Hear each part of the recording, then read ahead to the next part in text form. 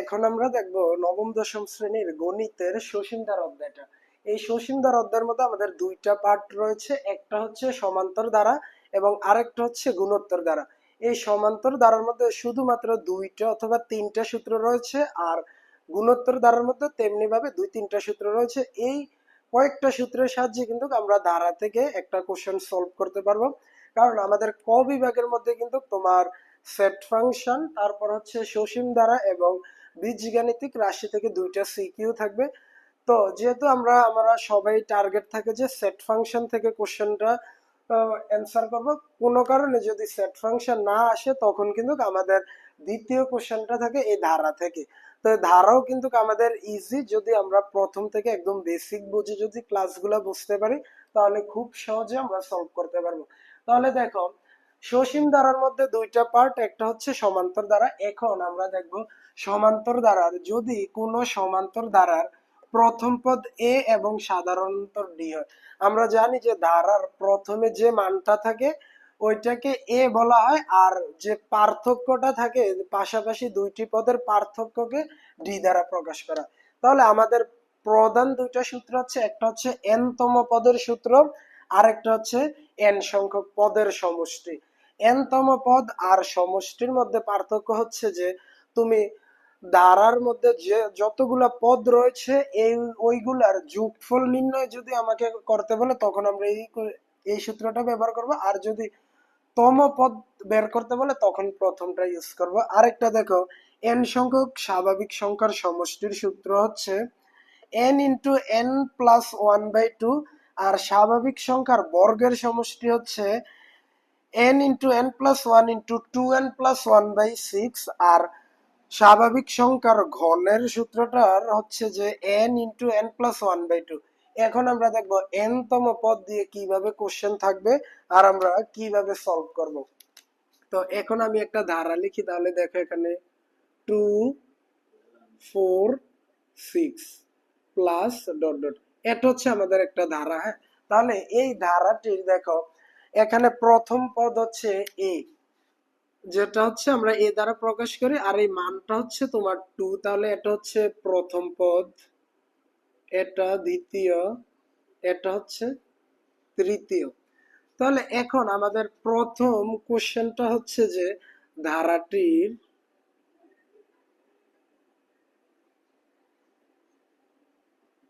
ধারাটির পঞ্চম পদ কত, পঞ্চম পদ কত। তাহলে দেখো এখানে দেখো, তাহলে তিনটা পদ দেওয়া আছে। তাহলে আমরা দেখি যে প্রত্যেকবার কিন্তু 2 করে বৃদ্ধি পাচ্ছে, যেমন 2 4 6। তাহলে ধারাটির পঞ্চম পদ, পঞ্চম হচ্ছে আমার এন এর মান হচ্ছে পঞ্চম, আর তম পদ যেহেতু বলেছে তাহলে এই সূত্রটা ইউজ করব যেহেতু আমাদের কোশ্চেনটা। তাহলে এখানে আমরা 5 তম পদের অবস্থান কত। তাহলে এখন দেখি, আমরা জানি এন তম পদ সমান সমান A plus N minus one into D. তাহলে দেখো এখানে এ হচ্ছে ধারার প্রথম পদ, তাহলে ধারার প্রথম পদ হচ্ছে কত 2, আর এন হচ্ছে দেখো কয়টি পদ, কততম পদের কথা বলা হচ্ছে 5। তাহলে সেই ক্ষেত্রে এন এর মান হচ্ছে আমার 5, এন এর মান হচ্ছে আমার 5, এর মান হচ্ছে আমার 2। আর দেখো ডি এর মান দরকার, ডি এর মানটা হচ্ছে আমার পরবর্তী পদ মাইনাস পূর্ববর্তী পদ। তাহলে যদি এটাকে আমি পরবর্তী বলি বা শেষ পদ বলি 4, 4 মাইনাস, তাহলে 4 এর পূর্বে হচ্ছে 2, এখানে যদি আমি 2 বিয়োগ দিয়ে দিই তাহলে আমার 2 বের হবে। তাহলে সাধারণ অন্তরটা হচ্ছে ডি। নরমালি আমরা আবার এইভাবে তোমার কোশ্চেনটা থাকতে পারে যে এইভাবে একটা দ্বারা দেওয়া থাকবে, বলবে যে দ্বারার সাধারণ অন্তর কত।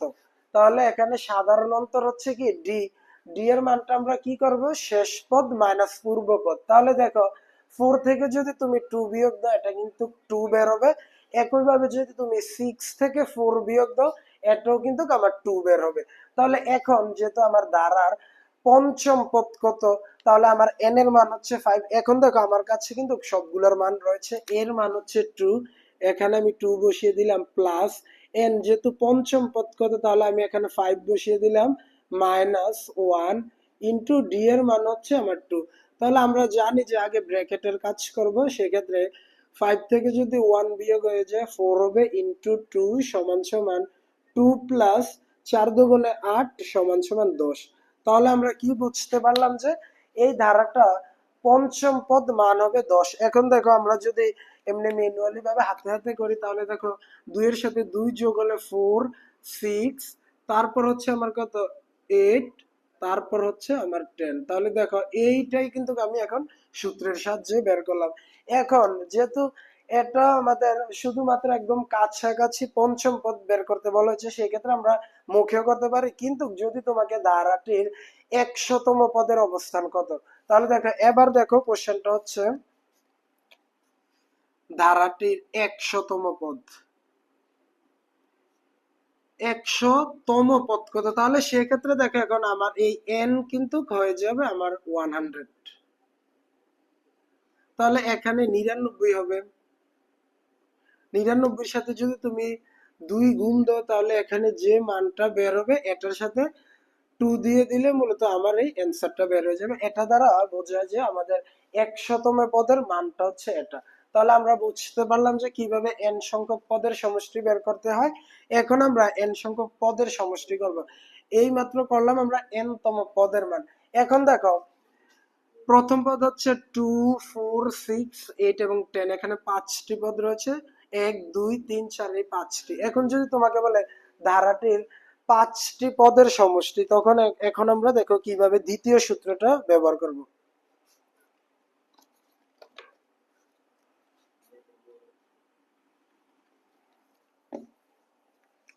দেখো এখন আমরা কোশ্চেনটা লিখি।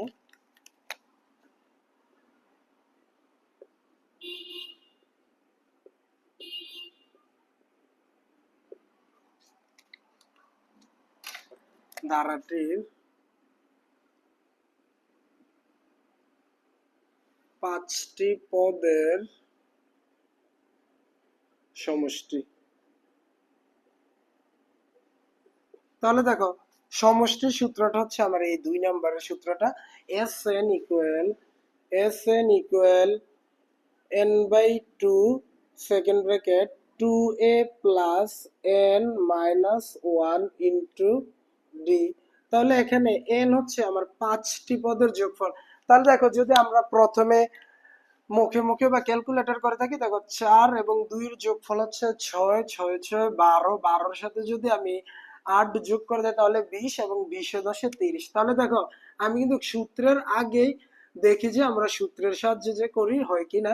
তাহলে 5টি পদের যোগফল হচ্ছে 30। এখন এটা আমরা এই সূত্রের সাহায্যে করব। আর কোশ্চেনটা তোমার এইভাবে দেওয়া থাকবে যে ধারাটির 5টি পদের সমষ্টি কত। তাহলে সমষ্টির সূত্র হচ্ছে n/2 ইন্টু, এখন আমার n হচ্ছে এই 5, তাহলে দেখো n এর মান হচ্ছে 5/2, 2 ইন্টু এর মান হচ্ছে দেখো ধারার প্রথম পদ a 2 প্লাস n হচ্ছে, যেহেতু আমি 5টি পদের যোগফল বের করছি সেক্ষেত্রে n এর মান হচ্ছে 5 মাইনাস 1, আর d এর মান হচ্ছে আমার 2। তাহলে দেখো 5/2, 2 দুগুণে 4 প্লাস 5 থেকে যদি 1 বিয়োগ হয়ে যায় সেক্ষেত্রে 4 থাকবে ইন্টু 2। 5/2, 4 প্লাস 4 দুগুণে 8, 5/2 ইন্টু 8 এবং যদি 4 আমি যোগ করে দেই তাহলে এখানে 12 বের হবে। এখন দেখো তুমি যদি এটা ডিরেক্ট ক্যালকুলেটরে তুলে দাও তাহলে এখানে 30 বের হবে, আর যদি আমরা কাটাকাটি করে বের করি তাহলে 6 দুগুণে 12 আর 5 6 30। তাহলে দেখো আমরা কিন্তু পূর্বেই দেখেছি যে ধারার 5টি পদের যোগফল হচ্ছে 30, সেক্ষেত্রে আমরা এই সূত্রটা অ্যাপ্লাই করব। আর এখন দেখো তৃতীয় সূত্রটা কিভাবে কোশ্চেন আসবে, n সংখ্যক স্বাভাবিক সংখ্যার সমষ্টি অর্থাৎ 1 2 3 4 এইরকম সংখ্যা বলবে যে তোমার ধারাটির 10টি পদের যোগফল কত। এটা দ্বারা বোঝায় 1 যোগ 2 যোগ 3 যোগ 4 যোগ, এইভাবে যদি তুমি 10 পর্যন্ত নাও এগুলোর যোগফল কত হবে, তখন আমি এখানে n এর জায়গায় 10 বসিয়ে দেব। আর যদি দেখো যে সংখ্যাটা স্কয়ার আকারে দেওয়া 1 স্কয়ার 2 স্কয়ার 3 স্কয়ার, বলবে যে তোমার ধারাটির 20টি পদের সমষ্টি কত, সেই ক্ষেত্রে আমরা n এর জায়গায় 20 বসিয়ে দেব। আর যদি ঘন আকারে থাকে, যত বলবে আমরা n এর জায়গায় তত বসিয়ে দিয়ে আমরা ক্যালকুলেটরে সলভ করলে কিন্তু অ্যান্সারটা বের হয়ে যাবে। তাহলে এটা হচ্ছে আমাদের মূলত সসীম ধারার সমান্তর ধারার যে বেসিক কনসেপ্টটা, সেটা নিয়ে আমরা আলোচনা করেছি। পরবর্তী ক্লাসে আমরা 3.1 এর সমান্তর ধারার অনুশীলনীর মধ্যে যেগুলো কোশ্চেন রয়েছে ওইগুলো আমরা সলভ করব। ধন্যবাদ সবাইকে।